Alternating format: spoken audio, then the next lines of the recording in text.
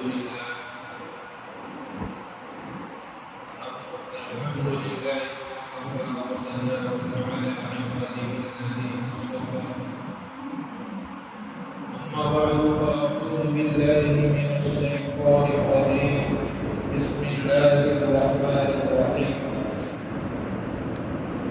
قال الله تبارك وتعالى في القرآن الكريم: إنما يعمر مساجد الله من آمن بالله واليوم الآخر وأقام الصلاة وآتى الزكاة ولم يخش إلا الله فعسى أولئك أن يكونوا من المهتدين. وقال النبي صلى الله تعالى عليه وسلم: أحب البلاد إلى الله مساجدها وأبغض البلاد إلى الله أسواقها، أو كما قال عليه الصلاة والتسليم.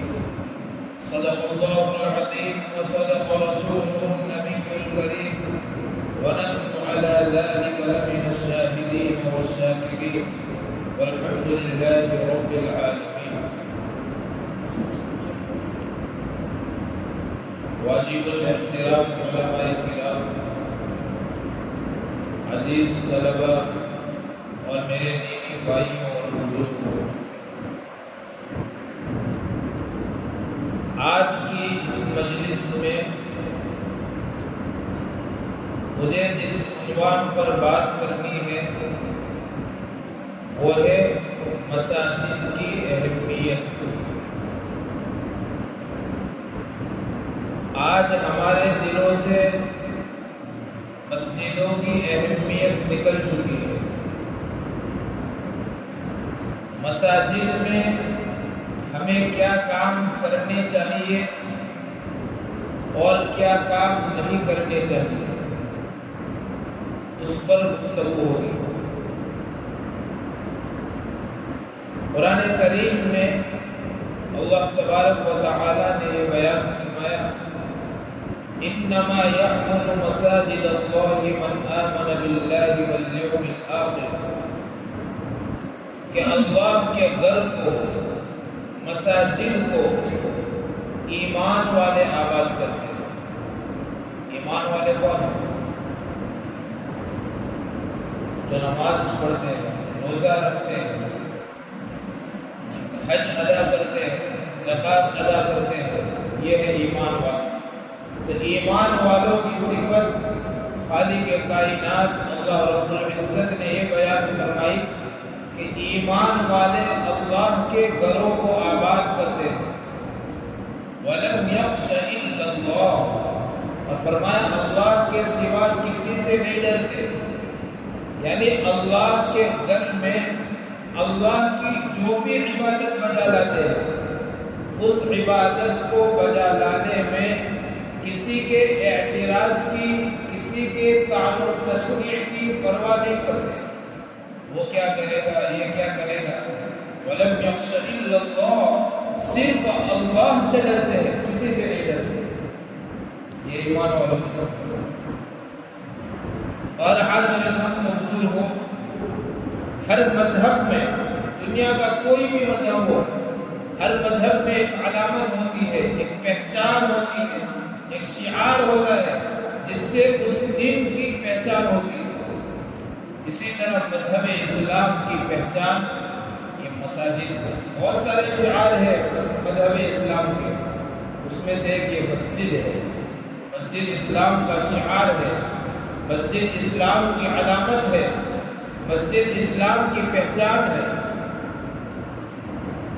ایک عجیب و غریب روایت امام بخاری رحمۃ اللہ علیہ نے نقل فرمائی، فرمایا: شر بقاء الارض اسواقها وخیر بقاء الارض مساجدها، کہ اس روئے زمین پر سب سے بدترین جگہ اگر کوئی ہے تو وہ بازار ہے، جہاں جھوٹ ہے، جہاں فریب ہے، جہاں دھوکہ ہے، جہاں بے ایمانی ہے، جہاں خیانت ہے، جہاں اللہ کی بغاوت ہے، جہاں اللہ کی نافرمانی ہے، جہاں انسانوں کی گندی نظروں کا ماحول ہے، جہاں ایمان کمزور ہوتا ہے، جہاں گناہ ابھرتا ہے، جہاں انسان کی اور خصوصاً ایمان والے کی زمین دب جاتی ہے، ایمان والا اپنی زمین کا سودا کر لیتا ہے۔ شر بقاء الارض اسواقها، اس روئے زمین پر سب سے بدترین جگہ پیارے آقا جناب محمد رسول اللہ صلی اللہ علیہ وسلم نے ارشاد فرمایا کہ وہ بازار ہے۔ اس کے بالمقابل وخیر بقاء الارض مساجدها، اس روئے زمین پر سب سے بہترین جگہ اگر کوئی ہے وہ مسجد ہے۔ لیکن آج ہمارے دلوں سے مساجد کی اہمیت نکل چکی ہے۔ مساجد کی اہمیت کا اس بات سے پتہ لگا سکتے ہیں، امام بخاری رحمۃ اللہ علیہ نے ایک روایت نقل فرمائی بخاری شریف میں کہ مسجد نبوی میں ایک صاحب نے مسجد نبوی کی کنکریوں کو اٹھا کر باہر پھینک دیا تو کنکریاں بول اٹھی کہ اللہ کے بندے مجھے باہر مت پھینک، مجھے مسجد کی زمین کے ساتھ جڑی رہنے دے، اس لیے کہ مجھ پر لوگوں کے سجدے ہوں گے۔ سوچنے والی بات ہے، ایک ایسی مخلوق جو غیر زیرو ہے، جس کے اندر جان نہیں ہے، جب اس کی نسبت مسجد کے ساتھ لگ گئی تو وہ یہ کہتی ہے کہ مجھے مسجد کے ساتھ جڑی رہنے دے۔ ارے اللہ کے بندو، اے مسلمانوں، اگر ایک ایمان والے کی نسبت اللہ کے گھر کے ساتھ ہو جائے گی، مسجد کے ساتھ ہو جائے گی، تو سوچو اس کا مقام خالق کائنات اللہ رب العزت کی نگاہ میں کیا ہوگا۔ سوچنے والی بات، آج ہمارے دلوں میں عظمت ختم ہو چکی ہے۔ مسجد نبوی میں ایک عورت یا ایک مرد جھاڑو لگایا کرتی تھی، روایت میں اختلاف ہے، اس کا انتقال ہو گیا۔ صحابہ کرام رضوان اللہ تعالی علیہم اجمعین نے اس کی نماز جنازہ پڑھ کر اس کو دفن کر دیا۔ دوسرے دن جب جناب محمد رسول اللہ صلی اللہ علیہ وسلم تشریف لائے تو صحابہ سے فرمایا کیا بات ہے؟ وہ عورت نظر نہیں آ رہی ہے جو مسجد نبوی میں جھاڑو لگاتی تھی۔ صحابہ کرام رضوان اللہ علیہ اجمعین نے فرمایا کہ اس کا تو انتقال ہو گیا، ہم نے نماز جنازہ پڑھ کر اس کو دفن بھی کر لیا۔ اللہ کے نبی علیہ السلام نے فرمایا آپ نے مجھے اطلاع کیوں نہیں دی؟ مجھے اس کی قبر پر لے چلو۔ اللہ کے نبی علیہ السلام اس عورت کی یا اس مرد کی قبر پر گئے اور دوبارہ نماز جنازہ پڑھی، اور صحابہ سے فرمایا میں نے دوبارہ نماز جنازہ اس لیے پڑھی تاکہ لوگوں کو اور امت کو پتہ چلے کہ مسجد میں صفائی کرنے والوں کا مقام خالق کائنات اللہ رب العزت کی نگاہ میں کیا ہے۔ آج ہمارا حال کیا ہے؟ کوئی بھی مسجد ہو، مسجد کا جو اسٹاف ہوتا ہے، مسجد کا مؤذن، مسجد کا خادم جو مسجد کی صفائی کرتا ہے، اس کا مقام اور مرتبہ ہمارے دلوں میں کتنا ہے؟ دو جہاں کے سردار کے دل میں اتنا بڑا مقام ہے ایک مؤذن کا، ایک صفائی کرنے والے کا۔ افسوس کی بات ہے دوستوں، مسجد کے ہر خادم کا، ہر مؤذن کا، مسجد کے ہر اسٹاف کا ہمارے دل میں احترام ہونا ضروری ہے، اس سے ہمارا مرتبہ بڑھے گا۔ کیا مقام ہے مسجد کا؟ لیکن آج مسجدوں میں کیا ہو رہا ہے؟ مسجد جس چیز کے لیے بنی ہے اس کے بجائے دوسرے کام ہو رہے ہیں۔ مسجد میں شور شرابہ ہو رہا ہے، مسجد میں دنیا کی باتیں ہو رہی ہیں۔ حضرت عمر رضی اللہ عنہ کا دور خلافت ہے، دو لوگ بیٹھ کر آپس میں زور سے بات کر رہے ہیں۔ حضرت عمر رضی اللہ عنہ نے کنکری اٹھائی اور حضرت انس رضی اللہ عنہ کو ماری، ان کو متوجہ کرنے کے لیے۔ خود زور سے بولنا گوارا نہیں کیا، کنکری کے ذریعے سے حضرت انس رضی اللہ عنہ کو اپنی طرف متوجہ کیا اور ان کو اپنے پاس بلایا اور کہا کہ ان دونوں کے میرے پاس لے آؤ۔ جب وہ دونوں حضرت عمر رضی اللہ عنہ کے پاس آئے تو حضرت عمر رضی اللہ عنہ نے فرمایا من این انتما، تم کہاں کے رہنے والے ہو؟ ان دونوں نے کہا من طائف، ہم طائف کے رہنے والے ہیں۔ حضرت عمر رضی اللہ عنہ نے فرمایا کہ اگر تم مدینہ کے رہنے والے ہوتے تو اس گھوڑے سے بھی تمہاری پٹائی کرتا۔ اس کے بعد اللہ کے نبی علیہ السلام کی حدیث سنائی کہ پیارے آقا جناب محمد رسول اللہ صلی اللہ علیہ وسلم نے ارشاد فرمایا کہ جو انسان مسجد میں دنیا کی باتیں کرتا ہے، فرشتے، اللہ کے فرشتے اس پر لعنت بھیجتے ہیں۔ آج کیا ہو رہا ہے دوستوں؟ مسجدوں میں کیا ہو رہا ہے؟ ممبر پر بیٹھ کر آپ کو یہ بات بتا رہا ہوں، اگر ایک امام ہونے کی حیثیت سے، اگر مسجد کا ایک ذمہ دار ہونے کی حیثیت سے، اگر کسی ایسے انسان کو جو مسجد میں ایسا کام کر رہا ہے جو قرآن کی تعلیمات سے ہٹ کر ہے، شریعت کی تعلیمات سے ہٹ کر ہے، اسلام کی تعلیمات سے ہٹ کر ہے، اگر اس کو اس کام سے روکنا ہے تو بھی ڈر لگتا ہے۔ کیوں؟ اس لیے کہ اگر اس کو روکیں گے ماحول صحیح نہیں ہے، وہ انسان بحث و مباحثہ میں آ جائے گا، بھیڑ جائے گا، اس کے ساتھ نقصان کس کا ہوگا؟ نہ سمجھانے والے کا، نہ جس کو سمجھایا جا رہا ہے اس کا، بلکہ پیارے آقا سرکار دو عالم صلی اللہ علیہ وسلم کی جس حدیث کے ذریعے سے اس کو سمجھایا جا رہا ہے، اللہ کے نبی کی اس حدیث کا مذاق ہو جائے۔ اس لیے کچھ اخلاص والے بندے خاموش رہے۔ آج ہمارا حال یہ ہے مساجد میں، اس لیے اپنے اندر مساجد کی اہمیت اور مساجد کی عظمت کو پیدا کریں، مساجد کے آداب کو پڑھے، پھر مسجدوں میں آئے تاکہ ہماری عبادتیں رائگاں نہ جائے۔ ایک لمبی روایت جناب محمد رسول اللہ صلی اللہ علیہ وسلم نے ارشاد فرمائی کہ میری امت پر ایک ایسا دور آئے گا، بہت لمبی روایت ہے، میں اس کو روایت تک پڑھ لیتا ہوں، جس ٹکڑے کی تشریح کرنی ہے اس وہاں پر میں تشریح کروں گا۔ اللہ کے نبی علیہ السلام نے ارشاد فرمایا کہ ایک زمانہ میری امت پر ایسا آئے گا کہ مال وقف کے مال کو غنیمت سمجھا جائے گا، اپنی جاگیر سمجھا جائے گا۔ آج کیا ہو رہا ہے آپ دیکھیں۔ نمبر 2، اللہ کے نبی علیہ السلام نے ارشاد فرمایا زکوٰۃ کو لوگ غیر سمجھ کر ادا کریں گے، زبردستی بدرجہ مجبوری اپنے آپ کو بوجھ سمجھ کر زکوٰۃ کو نکالیں گے۔ نمبر 3 پر اللہ کے نبی علیہ السلام نے ارشاد فرمایا گانا عام ہو جائے گا۔ آج دیکھ لو کیا ہو رہا ہے۔ نمبر 4 پر اللہ کے نبی علیہ السلام نے ارشاد فرمایا کہ مرد عورتوں کی باتوں کو سن کر اسلام کو چھوڑ دیں گے۔ کیا مطلب ہے؟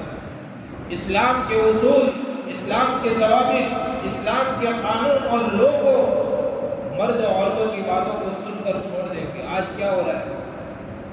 اس پر 1 گھنٹہ تقریر ہو سکتی ہے لیکن وقت نہیں۔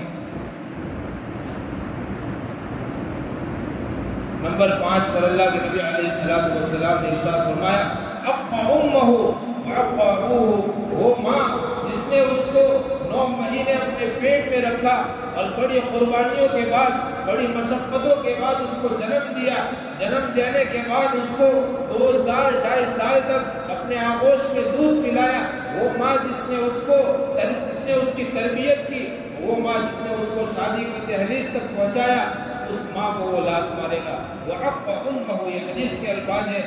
اس کے بعد اللہ کے نبی نے فرمایا وَعَقَّ أَبُوهُ، وہ باپ جس نے اس انسان کو سماج میں، سوسائٹی میں ایک عزت کا مقام دیا، اس باپ کو دھکا مارے گا اور اپنے دوستوں سے محبت کرے گا۔ 1450 سال پہلے اللہ کے نبی علیہ السلام نے ارشاد فرمایا۔ آج کیا ہو رہا ہے دیکھ لو۔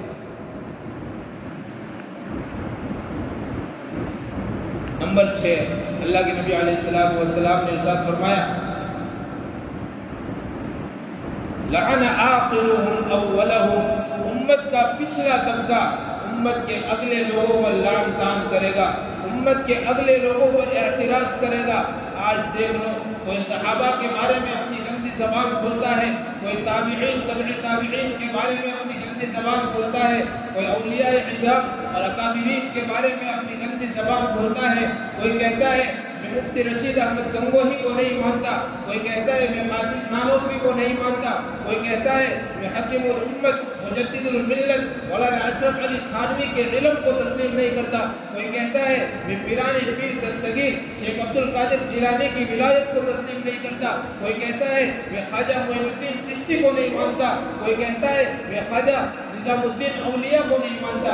اس سے بھی بڑھ کر یہ بات ہے، امت کا ایک طبقہ یہ اعلان کرتا ہے نحن رجال وهم رجال، صحابہ کے بارے میں اپنی گندی زبان کھول کر یہ کہتا ہے کہ وہ بھی مرد ہے ہم بھی مرد ہیں، ان میں اور ہم میں کوئی فرق نہیں ہے۔ العیاذ باللہ،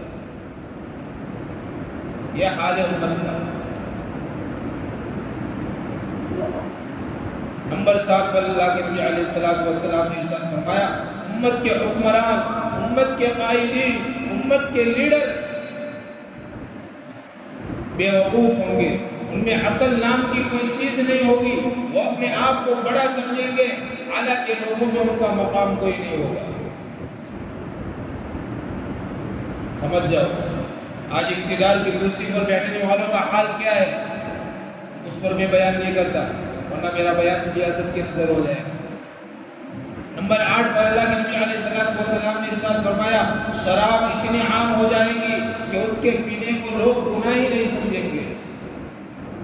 نمبر 9 جس کو بیان کرنے کے لیے میں نے اتنی لمبی روایت سنائی، اللہ کے نبی علیہ السلام نے ارشاد فرمایا ایک زمانہ میری امت پر ایسا آئے گا کہ مسجدوں میں شور ہوگا، اور شور ایسا کہ باہر کے جھگڑوں کو، باہر کے مسائل کو مساجد میں آ کر لوگ حل کریں گے۔ کیا ہو رہا ہے؟ ہو رہا ہے کہ نہیں ہو رہا ہے؟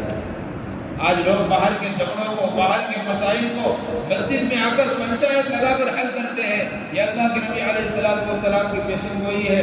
اللہ کے نبی نے فرمایا جب تم ان 9 نشانیوں کو دیکھ لو تو تم انتظار کرنا کہ اللہ تبارک و تعالیٰ تم کو زلزلوں کے ذریعے سے ختم کرے گا، اللہ تبارک و تعالیٰ تم کو سرخ پتھروں کے ذریعے سے ختم کرے گا، اللہ تبارک و تعالیٰ تم کو دوسروں کا لقمہ بنائے گا۔ اس وقت یہ مت کہنا کہ یہ ظلم ہم پر کیوں ہو رہا ہے، ہم نے ایسے کام تو نہیں کیے، اے انسان یہ تیرے کرتوتوں کی وجہ سے ہی ہو رہا ہے۔ اسی لیے میرے دوستوں بزرگوں، مسجد کی عظمت، مسجد کا احترام اپنے دلوں کے اندر پیدا کرو۔ اس روئے زمین پر سب سے اونچا مقام اگر کسی کا ہے وہ مسجد کا ہے۔ مسجد کسی انسان کے گھر کا نام نہیں ہے، کسی جنات کے گھر کا نام نہیں ہے، کسی ناری یا نورانی یا خاکی مخلوق کا نام مسجد نہیں ہے، مسجد اللہ کے گھر کا نام ہے۔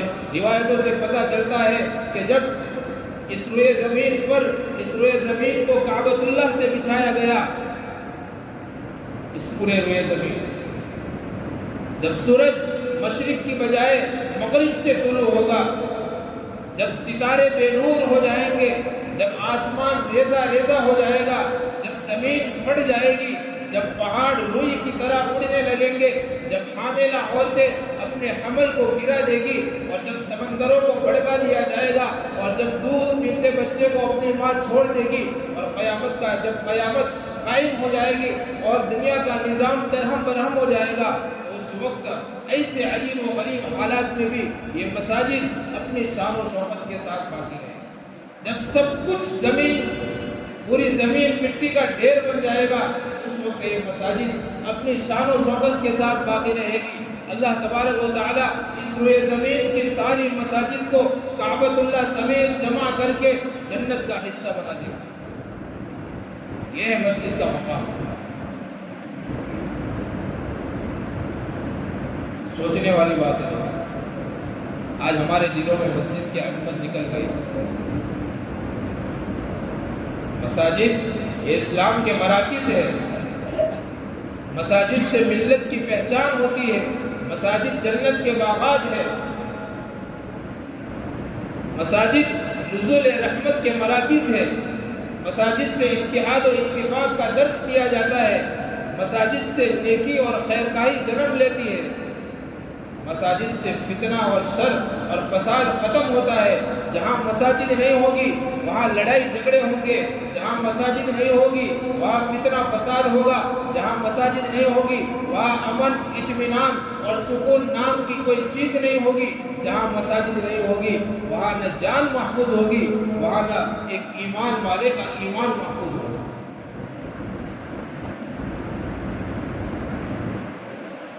اسی لیے اللہ کے نبی علیہ السلام جب مکہ المکرمہ سے مدینہ منورہ تشریف لے گئے ہجرت کر کے، تو آپ علیہ السلام نے سب سے پہلے جو فکر فرمائی وہ مسجد کی تعمیر کی فکر فرمائی، مسجد قباء کی تعمیر ڈالی اللہ کے نبی علیہ السلام، جس کا تذکرہ قرآن میں ہے، لمسجد اسس علی التقوی من اول یوم احق ان تقوم فیہ رجال یحبون ان یتطہروا واللہ یحب المطہرین۔ علامہ قرطبی رحمۃ اللہ علیہ نے اس آیت کی تفسیر میں لکھا ہے کہ اس سے مسجد قباء مراد ہے اور اس میں پڑھنے والے نمازی مصلی مراد ہے کہ ان کا ظاہر بھی پاک تھا، ان کا باطن بھی پاک تھا، غیبت سے، حسد سے، کینہ کپٹ سے، نفرت و عداوت سے، بغض سے ان کا دل صاف تھا۔ قرآن کی یہ آیت مجھے اور آپ کو اور قیامت تک آنے والی انسانیت کو یہ پیغام دیتی ہے کہ جب ہم مسجد میں آتے ہیں، جس طرح ہمارا ظاہر پاک اور صاف ہوتا ہے، اسی طرح ہمارے اندر کا دل بھی غیبت سے، حسد سے، کینہ کپٹ سے، بغض و عداوت اور نفرت سے ہمارا دل بھی پاک ہونا چاہیے، تب جا کے ہماری عبادتیں مؤثر ہوگی۔ اس کے بعد اللہ کے نبی علیہ السلام نے مسجد نبوی کی تعمیر ڈالی۔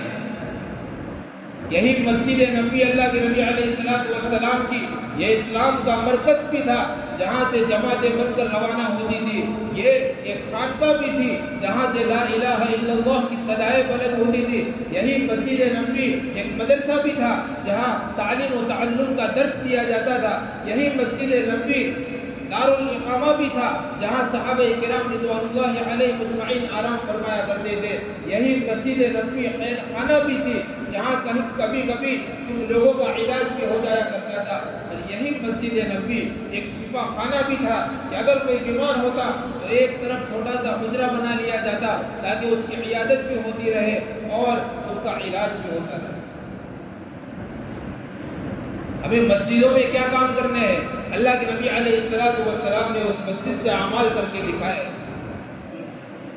روزے رکھے رمضان کے، روایتوں میں ہے کہ جب سے رمضان کے روزے فرض ہوئے تب سے لے کے آپ علیہ السلام کی پوری زندگی میں آپ علیہ السلام نے ایک روزہ بھی نہیں چھوڑا۔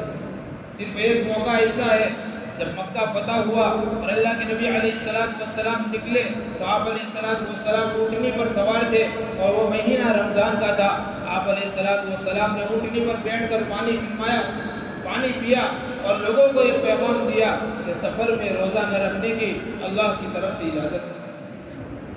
لیکن اس وقت ان صحابہ نے آپ علیہ السلام سے آگے بڑھ کر ثواب کی چیز سمجھ کر روزہ رکھنا شروع کیا تو صحابہ پر بیہوشی طاری ہونے لگی۔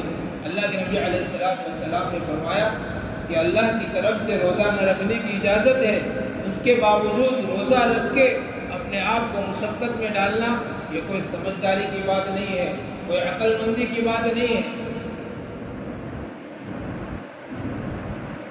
اس سے معلوم ہوا کہ اللہ کے نبی علیہ السلام نے فقاہت کو، سمجھداری کو اوپر رکھا، صوفیت کو نیچے رکھا۔ آج کل لوگ عبادت کرتے ہیں خشکی والی عبادت، مسجدوں میں لمبی لمبی نمازیں پڑھیں گے اور گھر پر ماں بیمار ہے، یا گھنٹوں تک قرآن کی تلاوت کریں گے، گھر پر بیوی بیمار ہے، گھنٹوں تک تسبیح میں مشغول رہیں گے، گھر پر بچے بھوک سے بلبلا رہے۔ شریعت میں، اسلام میں ایسی عبادت مقصود نہیں ہے۔ عبادت کرو لیکن سمجھداری والی، فقاہت والی، یہ عبادت اللہ کی بارگاہ میں قبول ہوگی۔ بہرحال میرے دوستوں بزرگوں، مسجد میں ہم وہ اعمال کریں جس کی تعلیم اللہ کے نبی علیہ السلام نے دی۔ رمضان کے روزوں کی ابتدا کریں، مسجد میں اعتکاف کریں۔ ہم مسجد میں آتے ہیں لیکن بغیر نیت کے مسجد میں آ جاتے ہیں۔ ایک نیت کریں، بسم بسم اللہ دخلت علیہ ونویت سنت الاعتکاف، کتنا بڑا ثواب ملے گا۔ اعتکاف کس کو کہتے ہیں؟ اللہ کے در پہ آ کے اڑ جانا۔ جب دنیا کا کوئی غریب کسی مالدار کے وہاں چلا جائے اور اس کے سامنے منت و سماجت کرے تو وہ بھی کچھ نہ کچھ دے دے گا، اس کو رحم آ جائے گا۔ اگر انسان اللہ کے سامنے اڑ جائے کیا اللہ نہیں دے گا؟ ایک واقعہ یاد آ گیا، اس کو بیان کر کے اپنی بات کو ختم کرتا ہوں۔ علامہ ابن الجوزی رحمۃ اللہ علیہ نے بغداد کا واقعہ ہے، ایک چھوٹا سا بچہ، اس کی ماں کسی وجہ سے ناراض تھی، اس کو گھر سے بھگا دیا، اس کو بہت پیٹا۔ بچہ گھر سے نکل گیا یہ سمجھ کر کہ کسی کے وہاں برتن دھو لوں گا کھانا مل جائے گا، کسی کے گھر پر صفائی کر لوں گا سونے کا انتظام ہو جائے گا۔ علامہ ابن الجوزی فرماتے ہیں وہ بچہ بغداد کی سڑکوں پر گھومتا رہا، جب رات کا وقت ہوا تو اپنے گھر پر آ کر دہلیز پر سو گیا۔ جب ماں نے دروازہ کھولا تو وہ بچہ سویا ہوا ہے، ابھی تک ماں کا غصہ ٹھنڈا نہیں ہوا تھا، اس کو دوبارہ مارا اور پوچھا کہ تجھے منع کیا تھا اس کے باوجود واپس آیا۔ بچے نے کہا ماں جب میں گھر سے نکلا تھا تو یہ سوچ کر نکلا تھا کہ میں صفائی کر کے اپنا پیٹ بھر لوں گا، میں کسی کے برتن مانجھ کر سونے کا انتظام کر لوں گا، لیکن چلتے چلتے میں نے یہ سوچا کہ تیری ممتا مجھے کہاں ملی۔ ماں نے اس کا یہ جملہ سن کر اس کو اپنے آغوش میں لے لیا۔ علامہ ابن الجوزی رحمۃ اللہ علیہ فرماتے ہیں اس منظر کو دیکھ کر انہوں نے بارگاہ خداوندی میں اپنے ہاتھ اٹھائے اور فرمایا الہی عبدک العاصی قد عطاک، الہی عبدک العاصی قد عطاک مقر بالذنوب وقد دعاک، الہی ان ترحم فانت ارحم الراحم، الہی وان ترددنی فانت العزیز الحکیم۔ اے پروردگار تیرا یہ گنہگار بندہ تیرے دربار میں حاضر ہے، اپنے گناہوں کا اقرار کر رہا ہے، اگر تو معاف کر لے تو بڑا غفور الرحیم ہے، بڑا معاف کرنے والا ہے، اور اگر تو دھتکار دے تو تو بڑی عزت والا ہے، بڑی حکمت والا ہے۔ میرے دوستو کہنے کا مطلب یہ ہے کہ اگر انسان مسجد میں آ کر اخلاص کے ساتھ اللہ کے سامنے اڑ جائے، اللہ کو منانے میں لگ جائے تو اللہ اس کی پوری زندگی کو ایسی پاک اور شفاف کر دیں گے جیسے ماں کے پیٹ سے بچہ جنم لیتا ہے۔ لیکن اس کے لیے ضروری ہے کہ ہمارے دل میں مسجد کی عظمت ہو۔ مسجد جس کام کے لیے بنائی گئی ہے اس میں قرآن کی تلاوت کرے، نمازیں پڑھے، اعتکاف کرے، تسبیحات کی پابندی کرے، ذکر اللہ کا اہتمام کرے، دنیا کی باتیں ہرگز نہ کرے مسجد میں۔ تب جا کے جو اعمال ہم مسجد میں کر رہے ہیں اس اعمال کی نورانیت آئے گی، وہ اعمال اللہ تبارک و تعالیٰ کی دربار میں قبول ہوں گے۔ اللہ تبارک و تعالیٰ ہم سب کو ان باتوں پر عمل کرنے کی توفیق